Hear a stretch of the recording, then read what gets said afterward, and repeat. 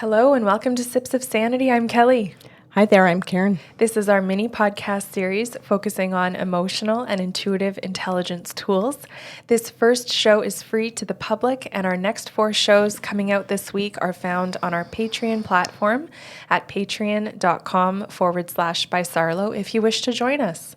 So, Karen, this month is a continuation of our conversation on narcissism. You prepared a beautiful week last month to open up talking about cognitive dissonance, defining what narcissism is. And I'm saying that as a little bit of a summary. So if people are just joining us this month, they might hit the pause button, go back and find that show first, listen to the March series, and rejoin us. I do want to say at the beginning of this show that you and I are mediums. We are psychics, medical intuitives, energy healers. You're also a certified life coach. And that we are presenting and doing this series primarily for our patrons on patreon.com. And that we are not psychologists, that we are not psychiatrists, that we do not come from that background, that we have a ton of emotional intelligence tools, as you said in the first little part, and that this is the type of thing that is found in all of those tools. Not that we're trying to pretend that we're something that we're not. Good. Okay, I just want that to be super clear for people. Very responsible.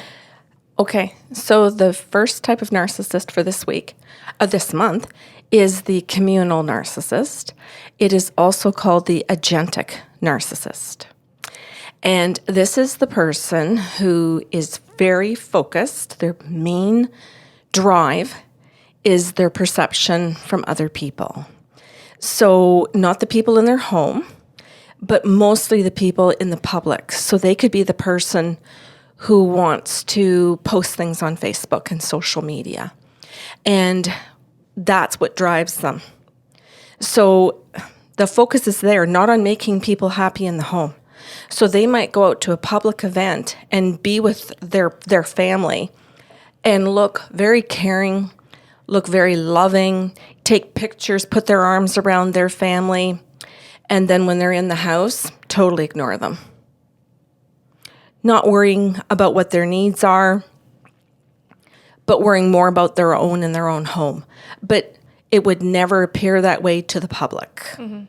So if they don't get the recognition that they're searching for, if someone doesn't like their page, then they come home and they can also take it out on their family. Can I throw in votes? Oh, I don't get enough votes. You could. That's very good. I like it how you're doing that. So that's a good way to point out different examples. Kelly, I think what you did, in spite of the fact that I also find it humorous right now because of what's going on in the United States. Right, but it's like a humorous panic cry. Yes. Or laugh. Yeah. But it illustrates how the agentic narcissist really does behave one way in public to get all of that attention and to have their ego fed, because underneath it is just tremendous amounts of insecurity and self-doubt and self-criticism. So they have to balance that with having someone else feed it. So quite often the family doesn't understand this, because to them, they see that this person is such a kind person, but why not to me? And potentially liked by so many. That's right. And so other people... Why do I hate them? Am I doing okay? Yes, you're doing perfectly. Hey, you're bringing humor to it and all. It's great. So the family then can go into feelings of like, what is wrong with me? And so that can trigger them, if they're people pleasers in particular, into, I have to do more. I have to make sure the house is clean. I have to make sure the car is clean. I have to look good when I go out. I better get my hair, have my hair done. I can't go out without my makeup on. I can't go out without my wallet to pay for things. Like, there's just so much stress that the people at home will have that just makes no sense. Because if they look at who this person is to other people, they're who you would want to be with. This is neat because it's triggering, or I'm hearing that it's triggering in the partner of the narcissist, perfectionism. Oh. Because if the narcissist is striving for this perception of a perfect life, this perception of a great personality to the public eye, then the partner needs to now live up to that. It's got to look like they do have it all together. Oh, and imagine if you grew up as a child in that. If you had parents that wanted to be in the church, if you had parents that owned a business or were working for the government and had a good position, or you know what I mean? And your parents are trying to convey to the public that we have a social group, that we're very social, we volunteer, we do, we're pillars of our community. And then you see in your home incongruencies. You see a lack of that continuing, that they care that much about other people. They're going to put all that work and effort into caring about you or your kids. And they don't. So there's a ton of confusion in that as to what's happening here. And you literally have to stay in a very distorted reality because those realities are never going to sync up. Or they may sync up on occasion, which I refer to as just like dog training, where they're just giving you a little biscuit. They give you a little treat to say, stay, don't go, stay. And so they give you a little treat, might do a little something for you, or I want to say again, you got to be careful because most often they have to have an audience. Or they have to know there's an audience. So they might never clean the house until you're having company. Well, you're right. I don't want to discredit what you're saying, but they also have to register that kind of looks like she might be leaving me. Yes. So I will give that little dog biscuit or crumb, whether there's an audience or not. Right. Because it will just loop them back into, it'll buy me another week. It'll buy me another month. It'll buy me to the next public event. Yes. It's good that you're wording it that way because I think at first, Kelly, it can be longer period of time, right? And then eventually that your crumbs, you only get one, or your treat, you only get one longer and longer and longer. Engagement. I think an engagement is probably one of the biggest crumbs I've seen people hand out. Not bashing marriage, not bashing weddings. I just, with particular people, offering someone a ring to say, we're going to get married and have a wedding. That is the crumb that buys you the year or year and a half where the person goes off completely distracted with the shiny object of planning a wedding. And the partner doesn't really have to be there, show up, or offer you another crumb until wedding day. Right. And now I can buy you another 6 months because we're in our honeymoon phase and I gave you the wedding day. Right.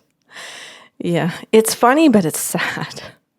And it's important to know about this type of narcissist because you could be marrying that person, as you're saying, right from the very beginning, and they know what they're doing, but you don't see that coming. So you have to slow down and pay attention to, why do I feel unhappy each day?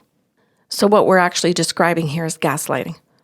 We're actually saying that this is a form of gaslighting. What they're actually doing here is saying, I'm going to keep you in a state of confusion, and it's so easy to do to kids because they have nowhere else to go. So the adult in that home, if there's an adult in the home, the partner is the one that has to get educated enough to go, I get this. This is called gaslighting. I get it. It's keeping me in a state of confusion because you are the person who's responsible for those children. They can't get up and leave on their own. They can't hold that adult accountable for this behavior. Hopefully, if you're the other adult present, you can. But quite often what happens is that you just live with it so much, or you grew up with it as a child, that's one of the reasons why they pick you as a partner, because in fact, they know you can't. Because if they thought you had a slim chance in hell that you could, they would not have chosen you. So there is a ton of manipulation in this type of choice of partner.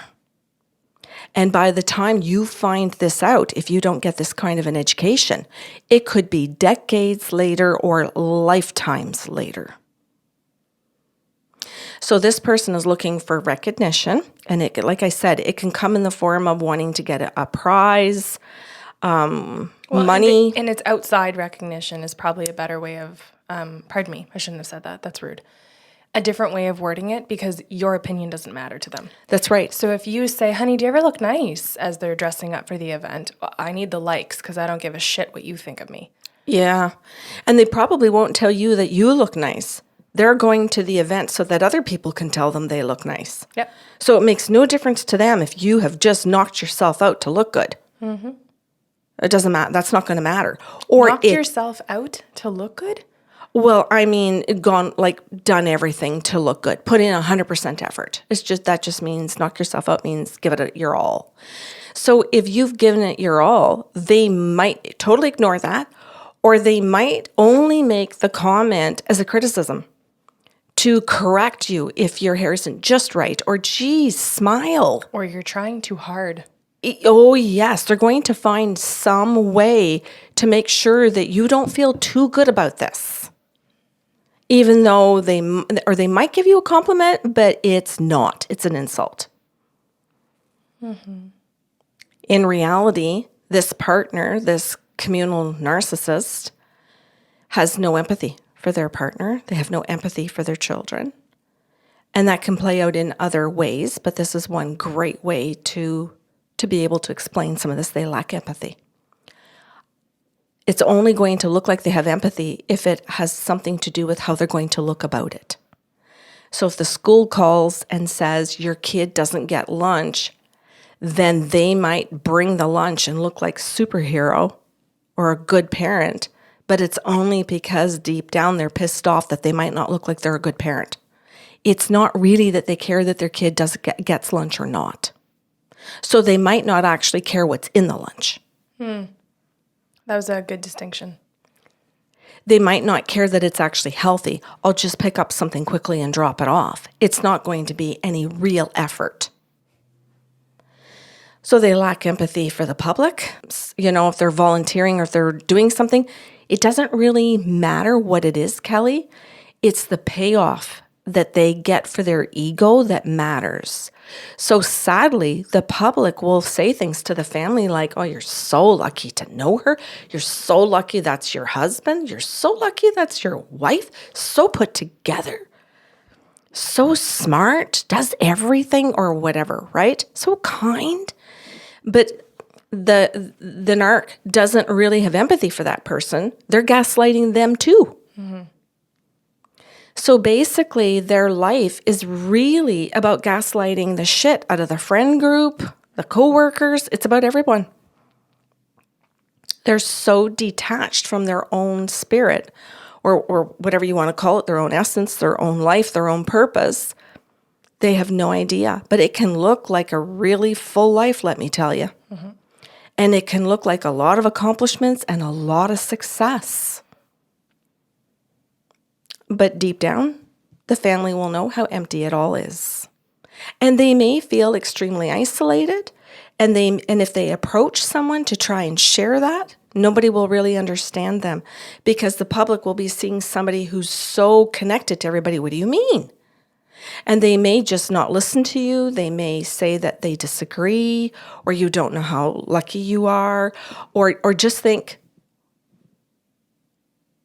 that you're just a nasty person and you're just ungrateful. You don't know how lucky you are, and be angry with you when you try to say, this is not the reality. So that's the first one for this month. Okay. Thank you for joining. I'm going to just say to people, be gentle with yourself as you're listening this week. It's going to be, I think we referred last month to the fact that every day was going to feel like a Wednesday because we usually present the most hardest hitting, butt kicking topic on the Wednesday. Yeah. But this is narcissism. So it's just across the board. Hey, and I wanted to add too, we did at the beginning of last week, I think as well, Kelly, that there's tons of research that goes into these podcasts that some of the YouTubers that I follow on a regular basis to get a lot of education, Dr. Sam Vaknin, Dr. Les Carter, Dr. Romney, and I apologize. I will come back with her last name. Well, that's how her YouTube name is titled, though. Oh, that's so I true. don't think it's I wouldn't know where to find it. She Yeah. appears as Dr. Romney on YouTube. The other thing I will say that we mentioned last month is that at the end of every single show, and probably sprinkled throughout, we are always going to have the disclaimer that says, if you identify with this, get therapy. Yeah. Yes, our intention is not to replace any form of therapy by doing these shows and trying to educate. Yeah, perfect. Good. Okay, so if you have questions or comments about today's show, you can email us at info@bysarlo.com. If you have time to like, share, or subscribe today, we very much appreciate that in the way that it helps us and the algorithms reach out to more people, so thank you. We also invite you to join us for the rest of the series on patreon.com/bysarlo. Otherwise, have a gentle and kind Monday.